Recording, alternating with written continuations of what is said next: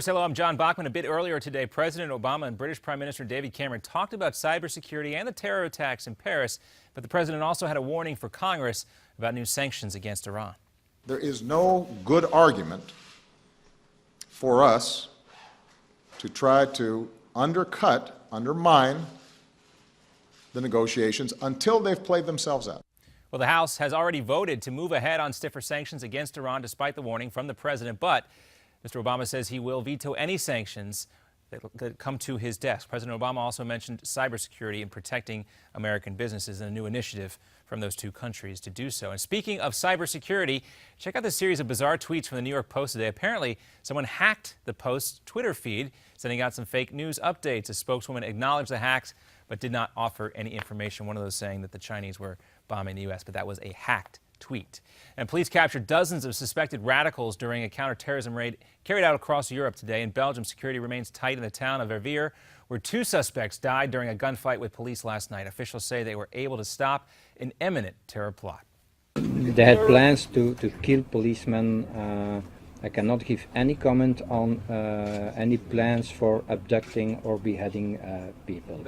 Well, Belgian police are still questioning suspects involved in that plot. Also, police in Florida arrest 4 men in connection with a crime spree that included a double murder and a robbery. First, I'll introduce you to Mom, because it was a mom and daughter that was murdered, that was viciously murdered. Here's Mom. She's 72.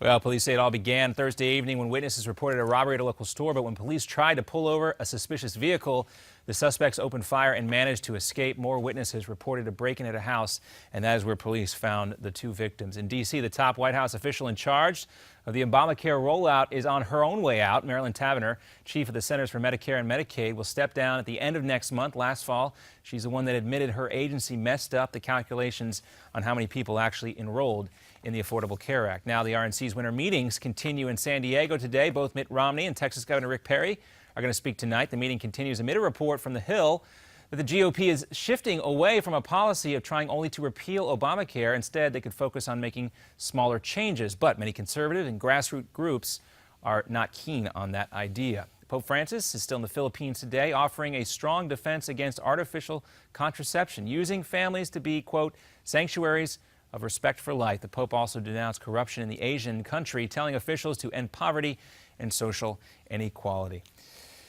And that's going to do it for your Newsmax Now update for this hour. I'm John Bachman. We'll have another one coming up for you in 30 minutes. Now we're going to send it over to Steve Malsberg, coming to you live from New York.